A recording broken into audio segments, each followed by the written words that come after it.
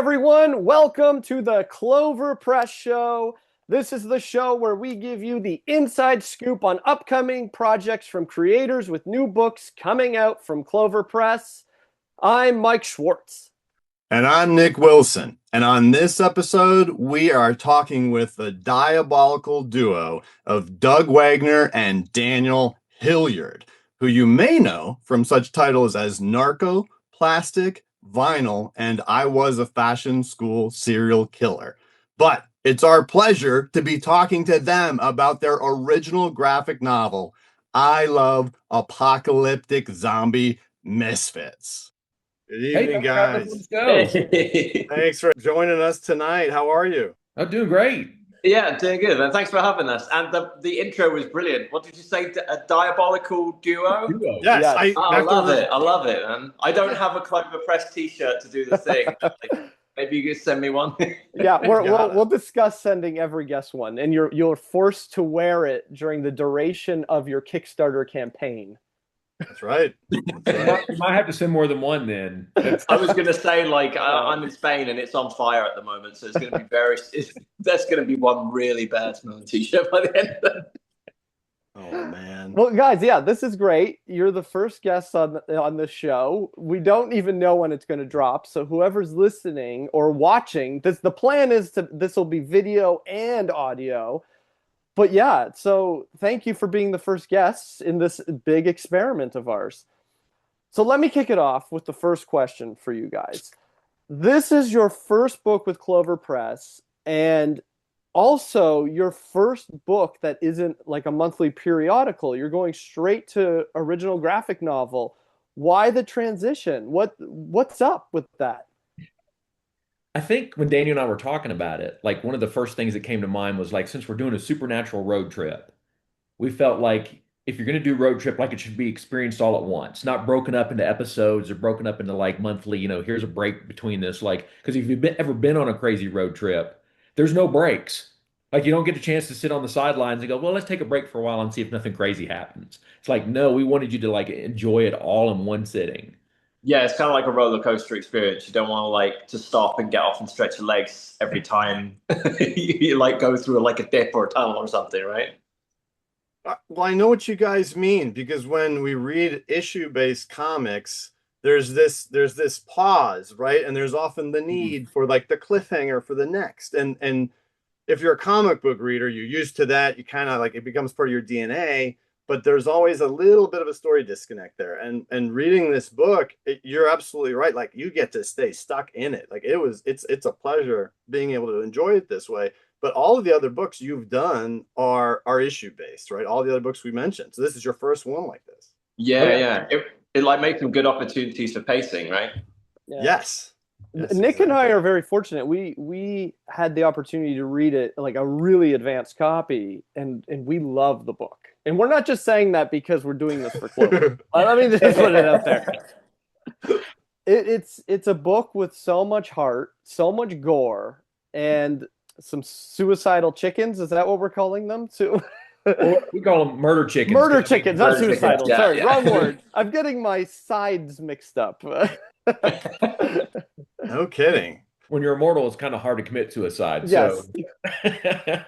Yeah, they like blow up and then just like all back together again. It's crazy. Yes. So if I'm a new reader, I just heard murder chickens and all these, what is this book about, guys? I mean, the easy version is supernatural road trip, right? But like the when you start digging into it, obviously the main character Cecil, who's a nerd from 1985, whose soul has been forcibly reincarnated into the body of like a serial killer, like say Jason Voorhees or Michael Myers. And so he wakes up in this whole new world in a whole new body with these crazy misfits. So he's on a bus with a zombie bus, by the way, with an archangel, a skinwalker, and a little psychic girl, and a horde of murder chickens. So that's it. When you're like, what's it about? Well, like it gets a little complicated. Daniel, what's your he's like this nerdy pacifist at heart, and then he sort of like wakes up in this world and he has these like murderous expectations thrust upon him because they're expecting him to act the way that he looks, right? and they really need him to do that, but he's just like, that's not his thing at all. It's such a weird dynamic as you're reading it too, because the characters kind of like the body implies that they should do the thing, almost like forcing them to do the thing. It's not just the way it looks, it's like in the DNA of the body, even though the soul is different. Yeah, I mean, I Yeah. do a little research into memory, cellular memory, and what they think like people actually learn, like just through whether they're paying attention or not. And that's kind of like what the basis was like, hey, his body knows how to do this. It doesn't need the soul to commit horrible, horrible acts. But the soul's like, please, please, please don't do this. And the body's like, no, I got it. I got it. Which is where a lot of the comedy comes from, right? A lot of the comedy, and it's also a lot of where your art being you excel with gore, sir. I will just say that you're fantastic at it. I'm just that at heart. I'm just that weird kid in school, just drawing disgusting, gruesome things on his textbooks in the back of class. You know. Yes. So I have to ask, because you guys have worked on many projects in the past before, but where did this idea come from? Does it originate with Doug? Is that how every project like comes to fruition? In our Well, Doug last keeps on blaming this one on me, but I think I still say that it's him. Yeah, I was about to say one of our last interviews, like Daniel, we both blamed each other, and so like for me, in the way I remember it, this is selective memory, right? We were talking about what we wanted to do next, and Daniel was like, "Man, I really love Supernatural, and we haven't had a chance to do Supernatural yet." And I was like, "Oh, well, like what specifically do you like in Supernatural? Because that can be a very broad term." And so Daniel started listing all these things he loves, like, oh, I love like Jason Voorhees, supernatural slasher kind of thing. And I love, archangels and demons. And I love monsters and that kind of thing. And so like I had to walk away from that for a couple of days and just kind of let it simmer. And then this thought came into my head of like, well, why don't I just do them all? I thought it'd be like when I started laughing to myself when I said it. It's like, well, if Daniel loves all these things, I'll just put them all in the same book. And, I kind of came back with the pitch of like, hey, what do you think about this? And Daniel, what was your response to that? My response was, I couldn't believe how he did. That's like a master chef when it comes to that kind of thing. When you forgot to go shopping, you have a bunch of random things in the fridge or the cupboards, and you kind of just have to figure out how to make dinner. Yep. And I just gave this list of things that, like, how could you get them to work together? And then suddenly Doug just comes out with like this great big, feast. But as soon as the start, in particular, it was like the murder chickens you couldn't get around. When you hear something like that, I just envision all the fun that we're going to have putting it together. And then the thing about Cecil being so like passive at heart, but his body is still capable of all this stuff, and the kind of like the comedy that could come from it. I was just really excited to jump into that one. I love that kind of like ridiculous slapstick kind of comedy style mixed with the gore. And I think Doug's right there with me as well. Like we both really love like Evil Dead and Army of Darkness, that kind of stuff. And like having all that together in the story for me was just like, I was just really excited to jump into the sandbox. I was gonna ask if there's horror movie influences in this one, and it sounds like there are. If you guys are both in that slapstick horror, well, we love to throw Easter eggs everywhere, don't we? I mean, oh yeah, the mask. Sometimes when you're looking through the mask, and the whole time he's trying on different masks, those are all call outs to a lot of like horror movies and stuff. Oh yeah, and we both love a ton of horror films, but like. Our favorites are typically stuff like Tucker and Dale versus Evil or The Babysitter, the ones that are kind of funny at the same time and a little bit over the top with especially the gore. Like an Army of Darkness when they cut off an arm and it's like, a fire hose of blood coming out. We laugh at that kind of stuff and we love it. So, they're trying to figure, oh, well, how can we get away with that in a comic, Yeah. Yeah. And you can see that across all of the books you guys have done together. So, yeah. Yeah, because I actually can't stand, I can't, well, not stand, but I find it really difficult to stomach the smaller, more realistic stuff. Mm-hmm. Like you cut someone's head off and you have like a fire hose of blood coming out. Like I'm like giggling. I totally having fun doing it. But if you like do a tense scene of somebody like having a shave, and I can't deal with it. That's hilarious. But that's interesting too. And it makes sense because so much of your art is so expressive. And so you said you're in Spain, Doug, you're in the US on Central Time. So that's a massive difference for you two, but you've made many books together at this point. So tell us, Daniel, a little bit about your working relationship with Doug. When he gives you these ideas, how do you visualize them and how do you arrive at them? How much do you guys collaborate on the designs?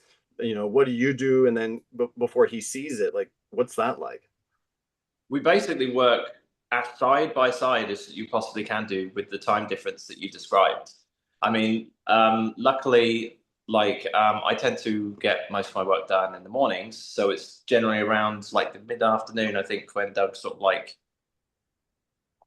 oh, I don't know how it works out. But either way, when Doug gets up and he sees the stuff that I sent, it's usually like later on, like mid-afternoon sort of time for me, like early evening. And so we still get to like communicate back and forth. And we work really closely with like designs and coming up with how the characters should look.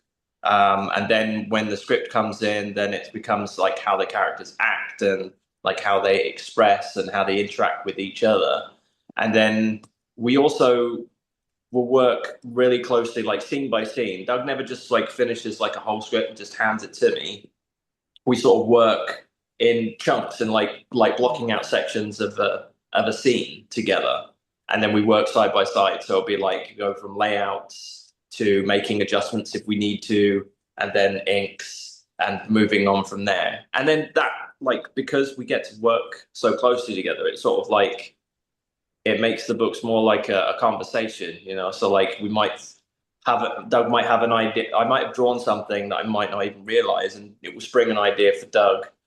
And then he'll come back and say, oh, how about we try this? And then we get to go back and maybe put in, if it's necessary, a little bit earlier, some of the same stuff and kind of model it together.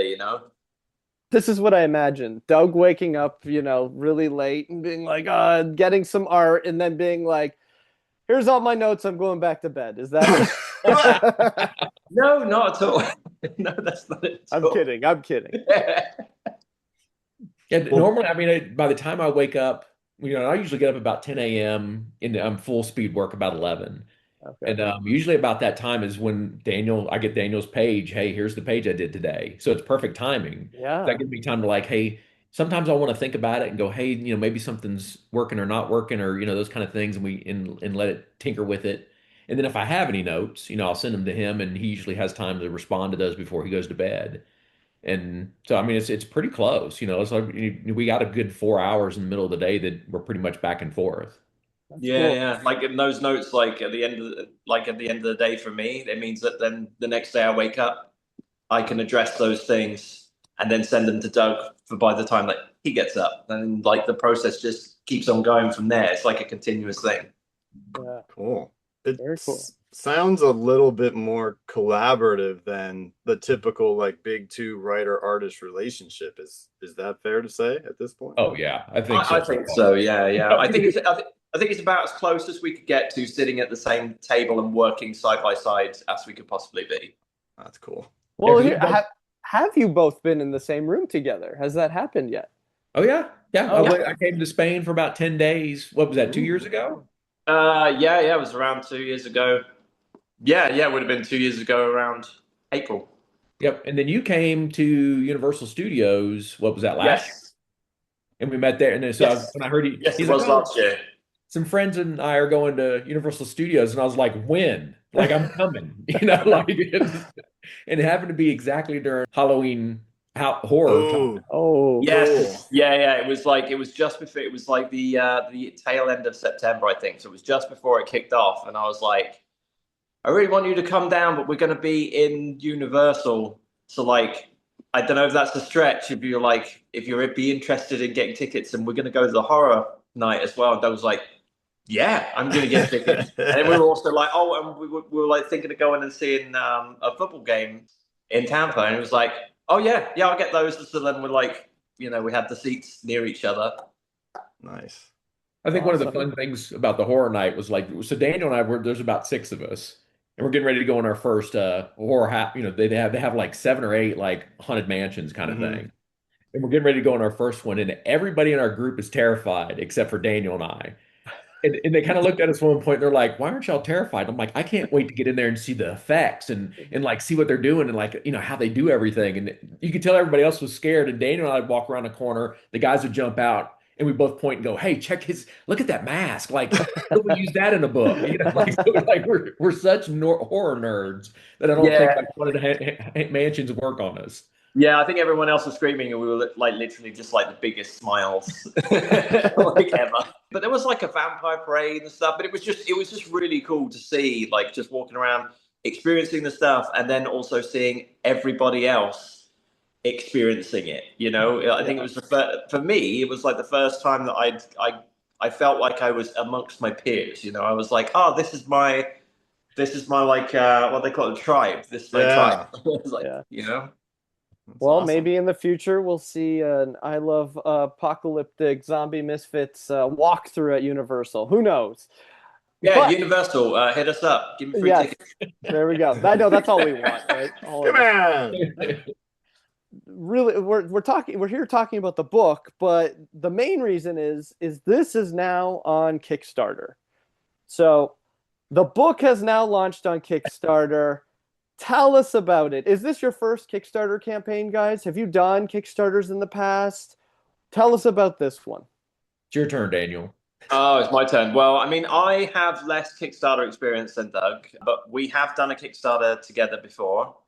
But this is our first time doing like a Kickstarter with Clover. I was going to say it's the first time. I did do something with Clover before, but I wasn't directly involved in the Kickstarter. It was the Dick Tracy volume cover. But this is the first time for me and Doug, I think, doing something with Clover. That's awesome. Though that Dick Tracy cover is awesome. I think that's one of the new releases coming soon, right? Yeah, I don't know if I just Yeah. spoiled something, but yeah, No, I you don't didn't. think it's actually out yet, but it's in the new lineup anyway. It's coming out soon. Since the Kickstarter has officially launched, what are the tiers everyone should be aware of? Well, we've got like you got the standard hardcover, which has a gorgeous cover by Daniel.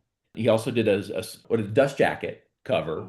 Yeah, What's really cool about the dust jacket, which a lot of people don't know, is it also has a slip case that goes with it that's die cut. So Oh. when it's in the slip case, you pull it out and it actually reveals more of the story than you would see on the slip case, which is pretty cool. yeah, There's that was an exciting one to work on.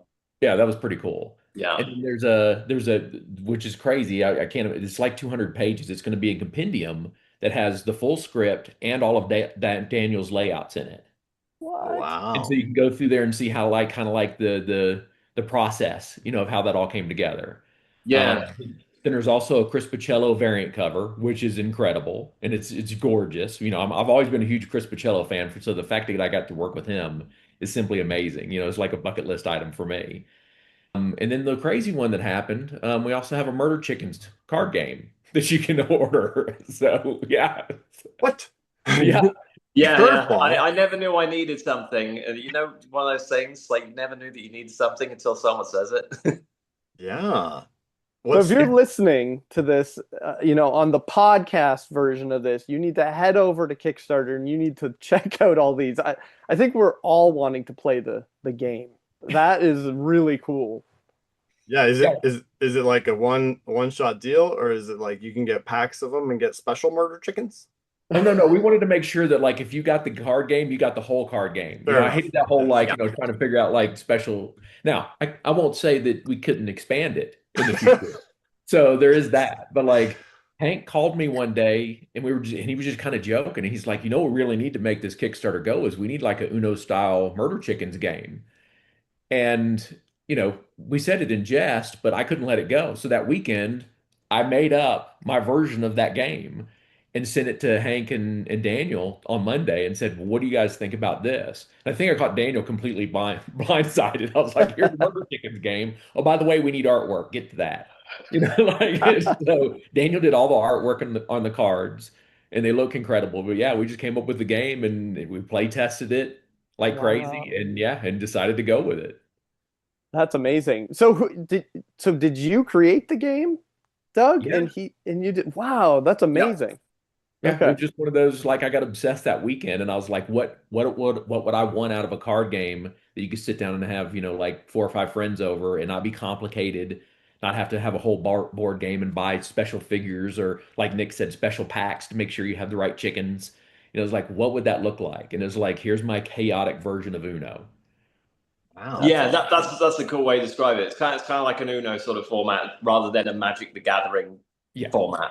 It's Sure. not Magic the chickening. You have to like keep buying back the cards.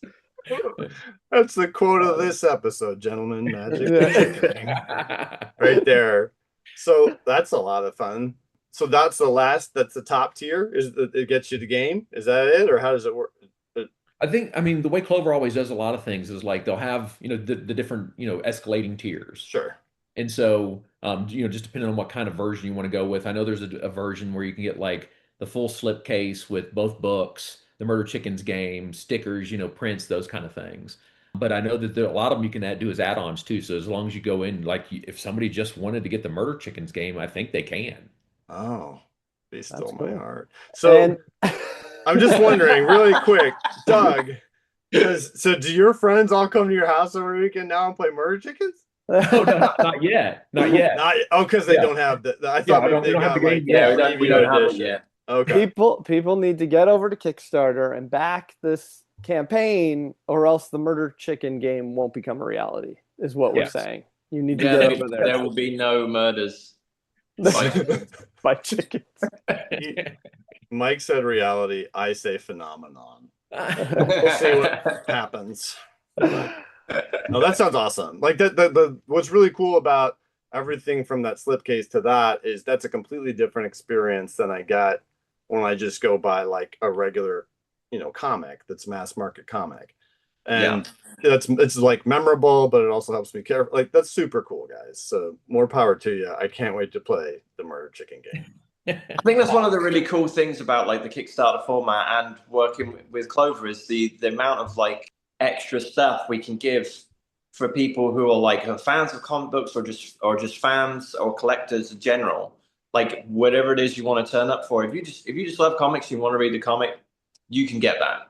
But if you like all the extra like nerdy stuff, I mean, I'm not in my office now because it doesn't have air conditioning. It's roasting, but it's filled with stuff. Like I'm just a collector of random things, and like if you see on Doug's shelf back there, you'll see like he also has a collection of random things. So like if you're there for that kind of stuff there as well, like Kickstarter is a place where people can really get into that, and a place where creators like us can get the chance to do these ridiculous things like make card games and like the exciting thing, like we kind of like went over it pretty quick, but the exciting thing for me is the compendium, like the companion book with the layouts and the script and stuff in it, because I always used to love like buying the collector's edition books for all the like the sketches and the making of stuff in the back, or like behind the scenes stuff on DVDs when they still existed for anyone out there who's doesn't remember what DVDs were. Or VHS. Oh my god. Yeah. It's that kind of experience. Like you were saying earlier on about like what's it like with us working together. Well, you get that book, you can like literally see the whole thing. Nice. Awesome. Awesome.